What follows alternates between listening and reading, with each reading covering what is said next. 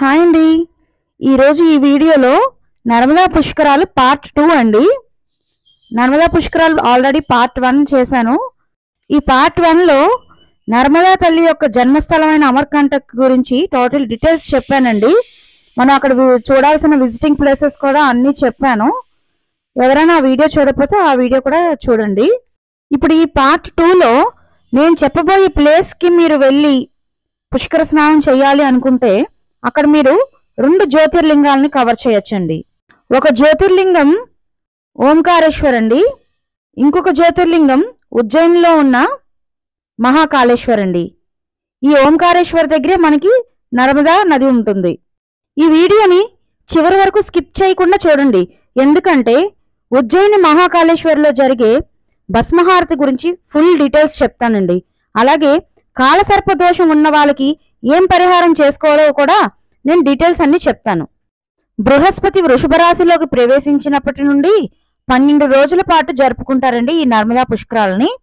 ఈ సంవత్సరం నర్మదా పుష్కరాలు 2024 మే 1 నుండి ప్రారంభం అయ్యి మే 12న ముగుస్తున్నాయి. నర్మదా నది పుష్కరాలు ఎందుకు ఇంత విశిష్టత కలిగి ఉంది అంటే కిన్నెరులు, కింపురుషులు, దేవతలు, రాక్షసులు అందరూ కూడా నర్మదా నది ఒడ్డున పూజలు చేస్తారు. అలాగే నర్మదా నది సాక్షాత్ పరబ్రహ్మ స్వరూపం. 10 కోట్ల తీర్థాలు నర్మదా నదిని ఆవహించి ఉంటాయంట. అంతమంది మహాపురుషులు నర్మదా నదిని సేవించారు. మనం నర్మదా నదిలో పుష్కర స్నానం చేస్తే మన పాపాలు నశించిపోతాయంట. అందుకే నర్మదా నదిని మాతృదేవత, ముక్తిదాయిని లేదా విముక్తి కలిగించే తల్లిగా పిలుస్తారు. Please like, share and subscribe to my YouTube channel. Narmada నది పుట్టుక గురించి చాలా కథలు ఉన్నాయండి. ఒకటి, రేవాఖండం ప్రకారం శివుడు వృక్ష పర్వతంపై తపస్సు చేస్తున్నప్పుడు అతని చెమట నుండి నర్మదా సృష్టించబడిందంట. దీని కారణంగా నర్మదా నదిని శివుని కుమార్తెగా పిలుస్తారు. మరొక పురాణంలో సృష్టికర్త అయిన బ్రహ్మ యొక్క కళ్ళ నుండి 2 కన్నీటి చుక్కలు పడ్డాయి. ఇది 2 నదులను ఇచ్చింది, ఒకటి నర్మదా నది మరియు కుమారుడు. మరొక కథనం ప్రకారం చంద్రవంశ రాజైన పురారవ చక్రవర్తి తన పాప పరిహారం నిమిత్తం మార్గం చెప్పమని బ్రాహ్మణులను కోరితే దివినున్న నర్మదా నదియే పాప ప్రక్షాళనకు మార్గమని చెప్పారట. ఆయన తపస్సు ఫలితంగా దివి నుంచి భువికి దిగి వచ్చింది నర్మద. అలా అమర్కంటక్లో జన్మించిన నర్మదను తన చేతులతో తాకి తన పితృదేవతలకు తర్పణం చేసి పురారవుడు స్వర్గప్రాప్తి పొందాడట. పాప పరిహారార్థం పురారవుడు తపస్సు చేస్తే శివుడు ప్రత్యక్షమై నర్మదను దివి నుండి భువికి పంపిస్తాను, మరి నర్మదా ప్రవాహానికి అడ్డుగా నిలిచేది వారెవరని ప్రశ్నిస్తాడట. వింధ్యాపర్వత రాజు తన కుమారుడైన అమర్కంటకు అడ్డుగా నిలుస్తాడని చెప్పగా శివుడు నర్మదను అనుగ్రహించాడట. అలా నర్మదా నది తల్లి దివి నుండి భువికి వచ్చిందని పురాణగాథ. నర్మదా నది ఒడ్డున కనిపించే బాణలింగాలు అని పిలువబడే గులకరాలు కారణంగా కూడా నర్మద పవిత్రమైనదిగా పరిగణించబడుతుంది. నర్మదా నదిలో ప్రతి రాయి బాణలింగమే. ఇవి స్తూపాకారంలో శివలింగ ఆకృతిలో ఉంటాయి. నర్మదా నది పుష్కరాలు ఎక్కడ చేసుకోవాలి అంటే అమర్కంటక ఆలయం, ఓంకారేశ్వర ఆలయం, చౌసత్ యోగిని ఆలయం, చౌబిస్ అవతార ఆలయం, మహేశ్వర్ ఆలయం, నమవార్ సిద్ధేశ్వర్ ఆలయం మరియు భోజ్పూర్ శివాలయం. ఇవి చాలా పురాతనమైనవి మరియు ప్రసిద్ధమైనవి. నర్మదా నది పుష్కర స్నానం చేయడానికి అమర్కంటక్ అలాగే ఓంకారేశ్వర్ ఉత్తమమైన ప్రదేశాలు. ఓంకారేశ్వర్లో ఉన్న కోటితీర్థ ఘాట్ ముఖ్యమైనది. ఇక్కడ స్నానం చేయడం వలన కోట్లాది తీర్థయాత్రల పుణ్యం లభిస్తుంది. ఓంకారేశ్వర్ జ్యోతిర్లింగం అలాగే మహాకాళేశ్వర్ జ్యోతిర్లింగం ఎక్కడ ఉన్నాయి అంటే మధ్యప్రదేశ్లోనే ఉన్నాయండి. మనం అక్కడికి ఏ విధంగా రీచ్ అవ్వాలి ఇప్పుడు నేను మీకు చెప్తాను. నియరెస్ట్ ఎయిర్పోర్ట్ ఇండోర్లో ఉందండి. ఇండోర్కి ఒకవైపు ఉజ్జయిని 58 కిలోమీటర్స్ డిస్టెన్స్లో ఉందండి, మరోవైపు ఓంకారేశ్వర్ 80 కిలోమీటర్స్ డిస్టెన్స్లో ఉందండి. నెక్స్ట్ నియరెస్ట్ ఎయిర్పోర్ట్ భోపాల్ అండి. భోపాల్ నుంచి మనకి ఉజ్జయిని 190 కిలోమీటర్స్ అండి, అలాగే ఓంకారేశ్వర్ అయితే 168 కిలోమీటర్స్ అండి. మనం ట్రైన్ ద్వారా రీచ్ అవ్వాలి అనుకుంటే నియరెస్ట్ రైల్వే స్టేషన్ భోపాల్ అండి. ఉజ్జయిని నుండి ఓంకారేశ్వర్కి డైలీ బేసిస్లో 11 ట్రైన్స్ ఉంటాయండి. ఓంకారేశ్వర్ జ్యోతిర్లింగం భారతదేశంలోని మధ్యప్రదేశ్ రాష్ట్రంలోని ఖాండ్వా జిల్లా సమీపంలోని నర్మదా నదిలో ఖాండ్వా నగరంలో మాందాతా అనే ద్వీపంలో ఉంది. ద్వీపం యొక్క ఆకారం ఓం చిహ్నంలాగా ఉంటుంది. అందుకే ఈ ఆలయానికి ఓంకారేశ్వర్ అనే పేరు వచ్చింది. మహాకాళేశ్వర్ జ్యోతిర్లింగం ఉజ్జయినిలో ఉంది. ఉజ్జయిని రైల్వే స్టేషన్ నుండి ఈ ఆలయం 2 కిలోమీటర్స్ డిస్టెన్స్. ఈ ఆలయం షిర్పా నది ఒడ్డున ఉంది. మహాకాళేశ్వర్ జ్యోతిర్లింగం అనగానే అందరూ చెప్పేది, అందరూ తప్పకుండా చూడాల్సింది భస్మహారతి అండి. ఇప్పుడు నేను ఈ భస్మహారతి అంటే ఏం చేస్తారు, టైమింగ్స్ ఏంటి, డ్రెస్ కోడ్ ఏంటి, దీనికి టికెట్స్ మనం ఎప్పుడు బుక్ చేసుకోవాలి, ఎలా బుక్ చేసుకోవాలి అన్ని డీటెయిల్గా చెప్తానండి. ఈ భస్మహారతికి మనం ఆన్లైన్లో టికెట్స్ బుక్ చేసుకోవచ్చండి. ఈ టికెట్స్ మనకి 1 మంత్ బిఫోర్ ఓపెన్ అవుతాయండి. ఆన్లైన్లో టికెట్ కాస్ట్ 100 రూపీస్ అండి. ఆన్లైన్లో మనం 5 టికెట్స్ వరకు బుక్ చేసుకోవచ్చండి. అదే మనం టెంపుల్ దగ్గరికి వెళ్ళి అక్కడే మనం టికెట్స్ తీసుకోవాలి అనుకుంటే 1 డే బిఫోర్ ఈ టికెట్స్ మనం కొనుక్కోవాల్సి ఉంటుందండి. అది కూడా వాళ్ళు 12:30 వరకే అప్లికేషన్స్ యాక్సెప్ట్ చేస్తారు.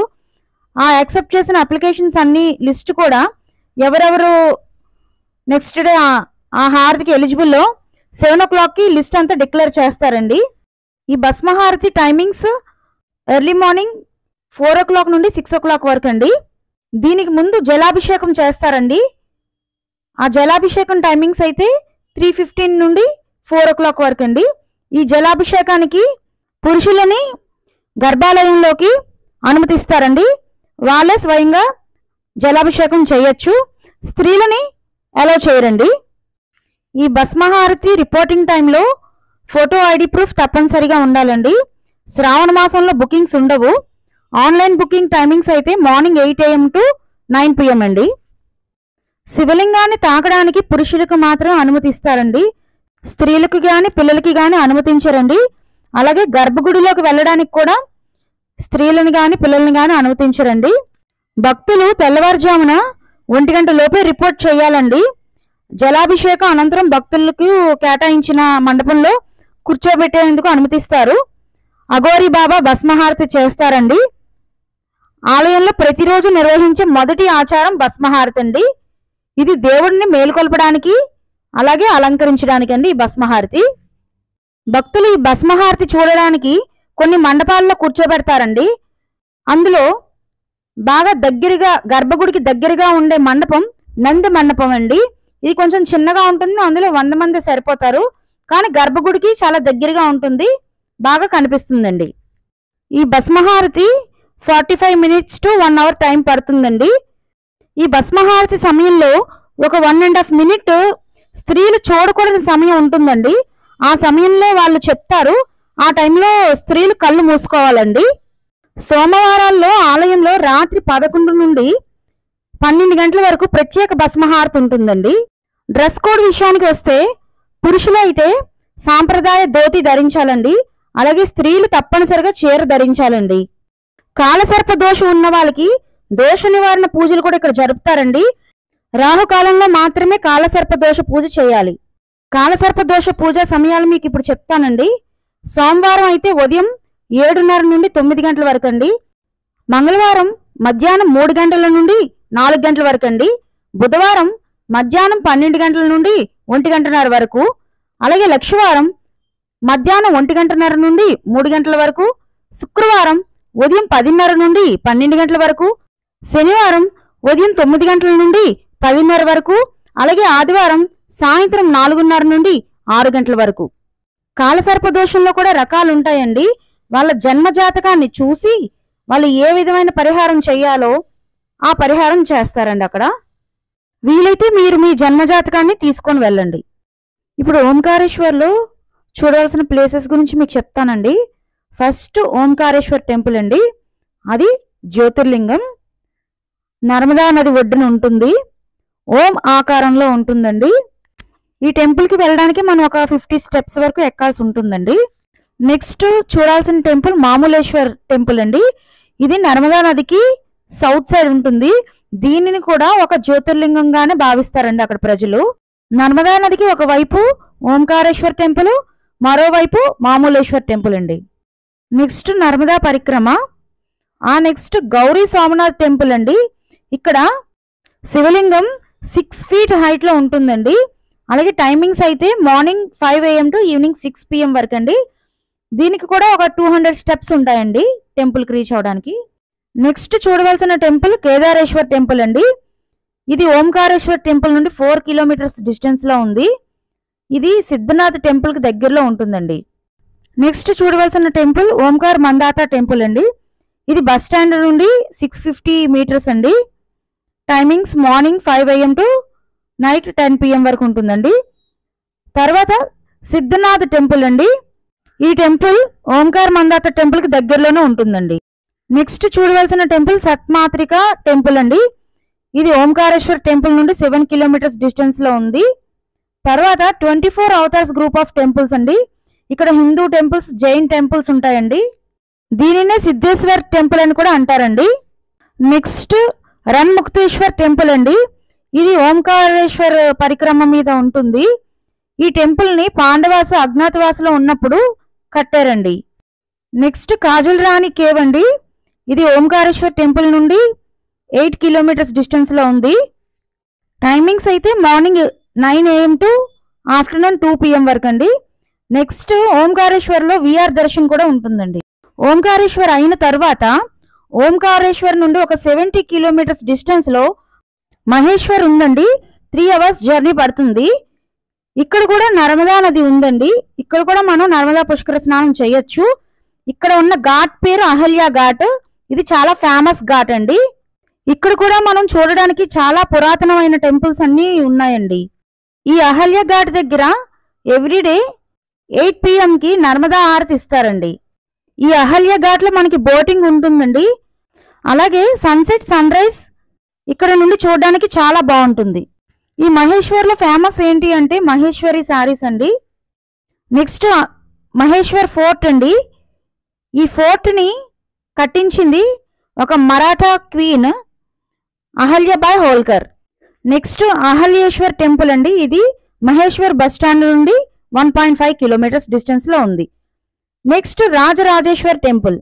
ఈ టెంపుల్ కూడా బస్ స్టాండ్ నుండి 1.5 కిలోమీటర్స్ డిస్టెన్స్లో ఉందండి. ఈ అహల్య ఘాట్ దగ్గరే మనకి మహేశ్వర్ టెంపుల్ ఉంటుందండి. నెక్స్ట్ మనం చూడవలసిన టెంపుల్ కాశీ విశ్వనాథ టెంపుల్ అండి. ఇది కూడా చాలా పురాతనమైన టెంపుల్. మహేశ్వర్ బస్ స్టాండ్ నుండి 1.5 కిలోమీటర్స్ డిస్టెన్స్లో ఉందండి. నెక్స్ట్ చూడవలసిన టెంపుల్ ఏకముఖి దత్తా టెంపుల్ అండి. ఇక్కడ దత్తాత్రేయ స్వామి వారు ఉంటారు. ఇది బస్ స్టాండ్ నుండి 6 కిలోమీటర్స్ డిస్టెన్స్లో ఉందండి. ఈ టెంపుల్ని మొత్తం 30 ఎకరాల్లో కట్టారండి.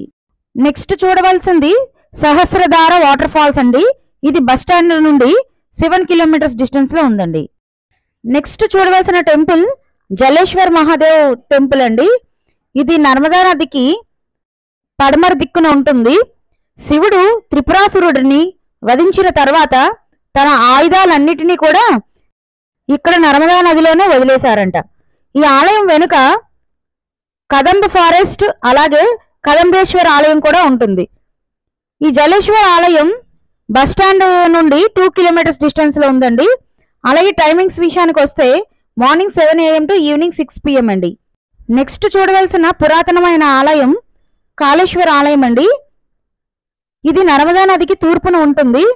ఈ టెంపుల్ని అక్బర్స్ పరిపాలనలో రెనోవేట్ చేశారండి. బస్ స్టాండ్ నుండి 2 కిలోమీటర్స్ డిస్టెన్స్లో ఉంటుంది. టైమింగ్స్ అయితే morning 7 AM to evening 6 PM అండి. నెక్స్ట్ చూడవలసిన పురాతనమైన ఆలయం బాణేశ్వర్ ఆలయం అండి. ఇది నర్మదా నది మధ్యలో ఉంటుంది. నర్మదా నది ఒడ్డు నుండి 1 కిలోమీటర్ డిస్టెన్స్లో ఉంటుంది.